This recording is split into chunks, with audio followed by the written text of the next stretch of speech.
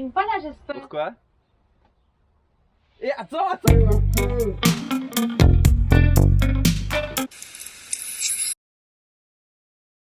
Salut à tous, aujourd'hui je vais vous montrer comment on peut se laver en fourgon aménagé. Vous êtes prêts? Vamos! En fourgon aménagé, il y a plusieurs types de personnes. Les personnes qui ont décidé de pas se laver du tout. Quoi dans les cheveux? Ça? Non, c'est rien, c'est parce qu'il y a 15 jours, je suis passé sous un fil et il y a un pigeon qui m'a chié dessus. Les personnes qui ont décidé d'essayer de se laver, je vais vous montrer que même à 4 degrés, on peut se laver. Ouais, après, je me suis lavé il y a 15 jours, donc... Et puis, il y a tous les autres. La première solution pour avoir une douche, c'est d'utiliser un seau et un tuyau d'arrosage. En fait, ce qu'on va faire, c'est utiliser l'énergie potentielle pour pouvoir avoir un jet d'eau. Et comment on fait? Eh bien, on va utiliser le phénomène des vases communicants. Ce que je vais faire, c'est mettre le seau en haut du véhicule, mettre le tuyau à l'intérieur du seau, et de l'autre côté, je vais aspirer l'eau pour avoir un jet d'eau. Je n'ai pas la tronche.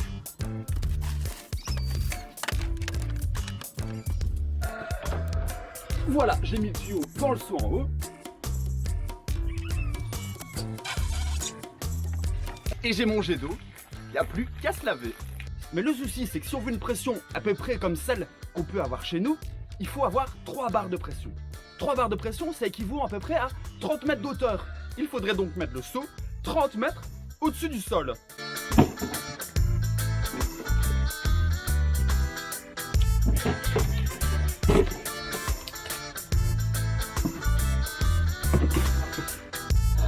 Tu crois que je suis assez haut? Oh non, j'ai oublié le tuyau d'arrosage. Si vous êtes en fourgon, on a une bonne hauteur de toit. Mais en van, par contre, on est vite limité.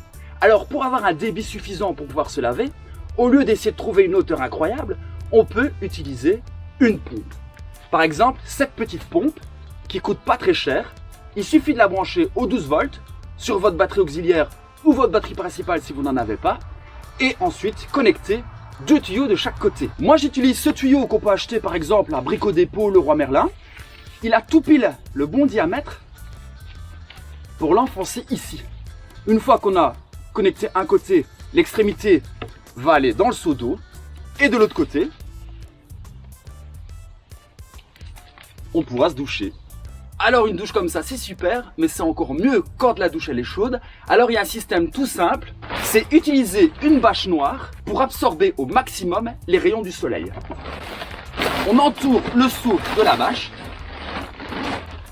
et on le met en plein soleil. En fait, le noir est plus chaud que le blanc. Utiliser les rayons du soleil pour se chauffer, c'est super, écologique, économique, mais par contre, quand il fait vraiment très gris, on doit se laver avec de l'eau froide.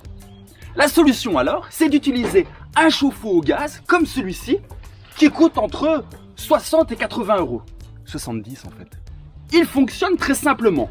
Vous avez ici 3 connectiques. Une pour l'entrée du gaz, une pour l'eau chaude et une pour l'eau froide. Il faut ensuite mettre ici 2 piles. Vous pouvez régler la température ensuite à l'aide de ces 2 roulettes.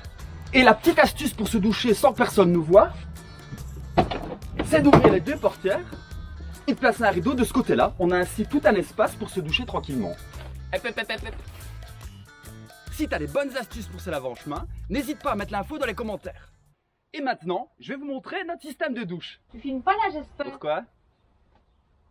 Et attends.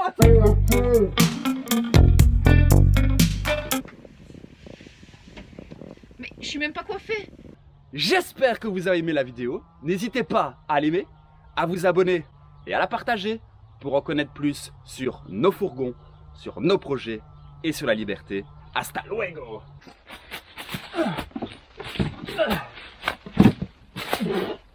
C'est pas ta remonte en haut, moi.